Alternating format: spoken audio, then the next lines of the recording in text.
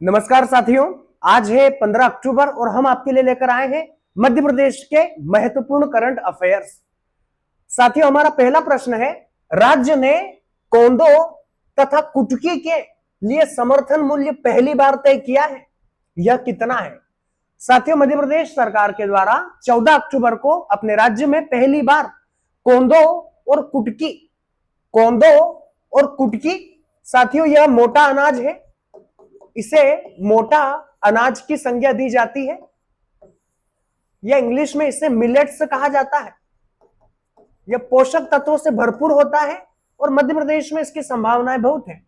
मध्य प्रदेश सरकार के द्वारा कोंदो की फसल के लिए जो समर्थन मूल्य तय किया है साथियों, वह 2500 रुपए प्रति क्विंटल है तथा कुटकी के लिए जो समर्थन मूल्य तय किया है वह 3500 रुपए प्रति क्विंटल रहेगा। यह सरकार का समर्थन मूल्य है।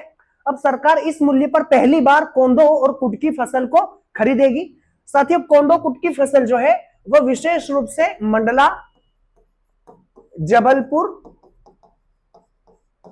डिंडोरी जैसे जिलों में बड़ी संख्या में उत्पादित की जाती है और राज्य सरकार और राष्ट्रीय स्तर पर अगर हम इसकी बात करें तो 2023 का जो वर्ष है वह मिलेट्स वर्ष के रूप में भी घोषित किया गया था, मिलेट्स वर्ष के रूप में मनाया गया था। तो इस तरह से हमारे लिए यह काफी महत्वपूर्ण हो जाता है। तो हमें याद रखना है, मध्य प्रदेश सरकार के द्वारा कोंदो पर 2500 रुपए तथा कुटकी पर 3500 रुपए का समर्थन मूल्य आज 14 अक्टूबर को सरकार ने घोषित किया है। देश में दस्तावेजों को डिजिटल करने में मध्य प्रदेश का देश में कौन सा स्थान है?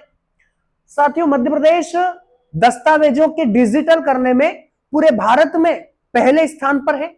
हमारा मध्य प्रदेश जो है वह 33 लाख दस्तावेजों का डिजिटलाइजेशन कर चुका है।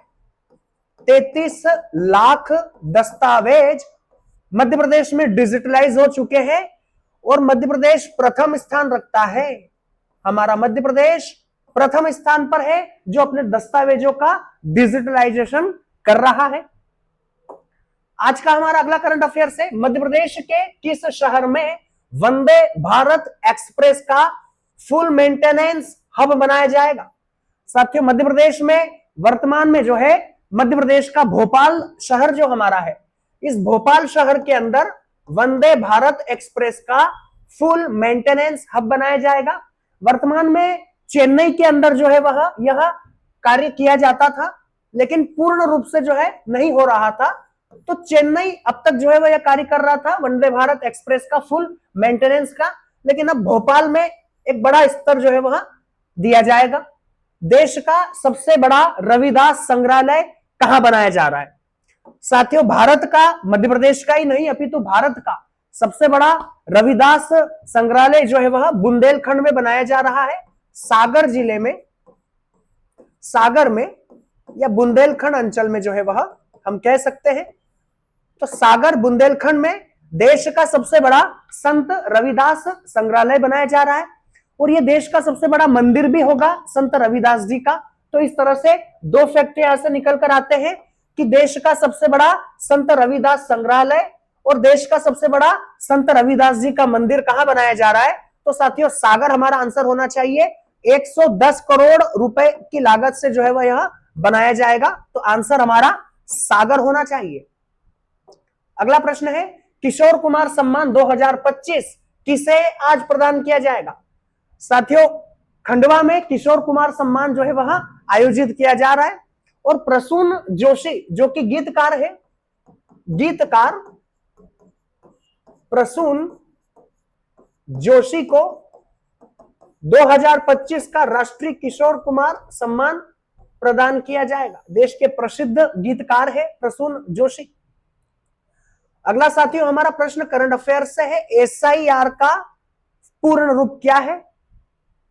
साथियों, एसआईआर वर्तमान में आपने बिहार में इसे सुना होगा, बिहार के संदर्भ में आपको यह चर्चा में आया भी होगा कि निर्वाचन आयोग बिहार में एसआईआर करवा रहा था, जिसका देश में जो है वह चर्चा का मुद्दा बना। एसआईआर साथियों निर्वाचन आयोग के द्वारा करवाया जाता है और मध्य प्रदेश में भी एसआईआर की तैयारियां शुरू हो चुकी है। तो इसलिए हमने आपसे पूछा है एसआईआर क्या है। साथियों एसआईआर का फुल फॉर्म जो होता है वह स्पेशल इंसेंटिव रिवीजन है। स्पेशल इंटेंसिव रिवीजन, इसके माध्यम से जो फर्जी मतदाता होते हैं, जो ऐसे मतदाता होते हैं जिनको अधिकार नहीं है मतदान का या गलत तरीके से जो मत डालते हैं, ऐसे मतदाताओं को इसमें बाहर किया जाएगा और वे मतदाता जो योग्य होंगे उन योग्य मतदाताओं को इसमें शामिल भी किया जाएगा। अगर किसी कारणवश योग्य मतदाता इस सूची में शामिल नहीं है तो उनको इस सूची में निर्वाचन आयोग शामिल करेगा ताकि उन्हें भी जो है वह मतदान का अधिकार मिले और जो अवैध तरीके से मतदाता सूची में शामिल है उन्हें बाहर करने का कार्य किया जाएगा। तो यही एसआईआर के माध्यम से निर्वाचन आयोग करता है और मध्य प्रदेश में इसको शुरू जो है वह किया जाएगा। तो स्पेशल इंसेंटिव रिवीजन जो है वह इसे कहा जाता है। हमें एसआईआर का फुल फॉर्म याद रखना चाहिए। रैंप योजना को मध्य प्रदेश सरकार ने पुनः शुरू किया है, इसका संबंध किससे है? साथियों आज कैबिनेट में मध्य प्रदेश सरकार ने निर्णय लिया है कि मध्य प्रदेश में रैंप योजना को पुनः शुरू किया जाएगा। तो ये रैंप योजना क्या है? साथियों रैंप योजना का जो संबंध है वो एमएसएमई उद्योग से है, यानी कि राज्य के अंदर जो सूक्ष्म लघु और मध्यम प्रकार के उद्योग हैं, सूक्ष्म लघु और मध्यम प्रकार के उद्योगों को बेहतर संचालन करने के लिए, उनका बेहतर क्रियान्वयन करने के लिए और उनको आत्मनिर्भर बनाने के उद्देश्य से रैंप योजना चलाई जाती है। तो रैंप योजना का जो संबंध है वह एमएसएम से है। वर्तमान में भारत मध्य प्रदेश में एमएसएमई सम्मेलन 2025 जो है वह भोपाल में आयोजित किया गया है, चल रहा है। तो भोपाल में एमएसएमई सम्मेलन भी चल रहा है। तो रैंप योजना का जो संबंध है वह इससे है। मध्य प्रदेश में स्वच्छता पुरस्कार समारोह 2025 का आयोजन कहां हुआ है? साथियों मध्य प्रदेश में स्वच्छता पुरस्कार 2025 समारोह का आयोजन हुआ है, जिसमें स्वच्छता को बढ़ावा देने वाले कार्यकर्ताओं और निकायों को सम्मानित किया गया है। तो यह भोपाल में आयोजित किया गया है। भोपाल में मध्य प्रदेश स्वच्छता पुरस्कार समारोह का आयोजन हुआ है।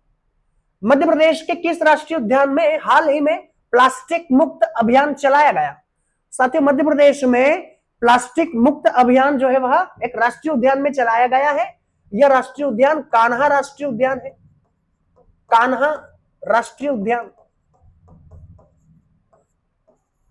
मध्य प्रदेश का सबसे बड़ा राष्ट्रीय उद्यान और देश का सबसे सर्वश्रेष्ठ बाघों के आवास के रूप में भी यह राष्ट्रीय उद्यान जाना जाता है, क्योंकि यहां पर सर्वाधिक संख्या में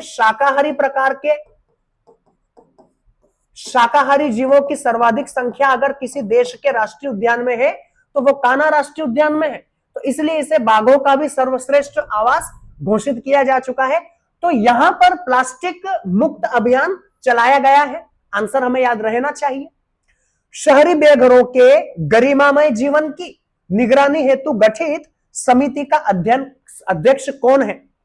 साथियों सुप्रीम कोर्ट के आदेश अनुसार शहरी क्षेत्र में रहने वाले जो बेघर लोग हैं उनके जीवन को गरिमामय जीवन बनाने के लिए, उनके जीवन को बेहतर बनाने के लिए राज्य स्तर पर एक जांच नगरीय निकाय के संदर्भ में निगरानी समिति का गठन किया गया है, जो शहरी बेघरों को गरिमामय जीवन उपलब्ध करवाने के लिए कार्य करेंगी और उन योजनाओं पर निगरानी करेंगी। तो मध्य प्रदेश के संदर्भ में इस समिति की जो अध्यक्ष है वह स्नेहलता श्रीवास्तव को बनाया गया है। स्नेहलता श्रीवास्तव जो है वह इस समिति की अध्यक्ष है। निगरानी समिति का जो है वह दायित्व संभालेगी शहरी क्षेत्रों में जो बेघर लोग हैं आवासीय क्षेत्रों में उनके कल्याण के लिए। तो नाम हमें याद रखना है, स्नेहलता श्रीवास्तव इस समिति की अध्यक्ष है। मध्य प्रदेश का परख ऐप किससे संबंधित है? साथियों मध्य प्रदेश में एक परख ऐप जो है वह संचालित होता है। यह परख ऐप जो है वह जनजाति समाज